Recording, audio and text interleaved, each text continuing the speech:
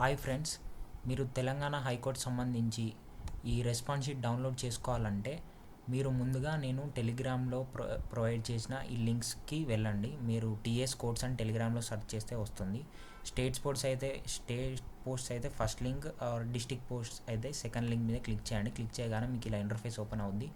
Open అయిన తర్వాత మీరు ఫస్ట్ లాగిన్ అవ్వండి. లాగిన్లో ఒకవేళ మీరు పాస్వర్డ్ ఎక్స్పైర్డ్ అని వస్తే మీరు కొత్త పాస్వర్డ్ క్రియేట్ చేసుకోండి. ఓకే, పాస్వర్డ్ రీసెట్ చేసుకోండి. మీకు ఓటీపీ వస్తుంది, పాస్వర్డ్ రీసెట్ చేసుకొని లాగిన్ అవ్వండి. లాగిన్ అయ్యాక ఇలాగే వస్తుంది, నాకు ఎలాగ వచ్చిందో అలాగే వస్తుంది. నేను ఇక్కడ నా డీటెయిల్స్ ఇవన్నీ చేంజ్ చేశాను. Okay, don't worry about that.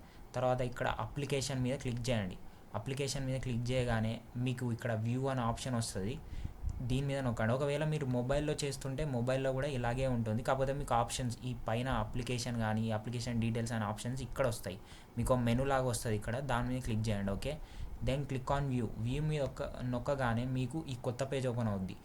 ఇవి కూడా మీకు ఒకవేళ మొబైల్లో అయితే మాత్రం ఇక్కడ నా యారో దగ్గర రైట్ సైడ్ మీకు ఒక హ్యాంబర్గర్ లాగా వస్తుంది. 3 ఇట్లా లైన్లు వస్తాయి, దాని మీద క్లిక్ చేయండి. అప్పుడు మీకు ఈ ఆప్షన్స్ వస్తాయి.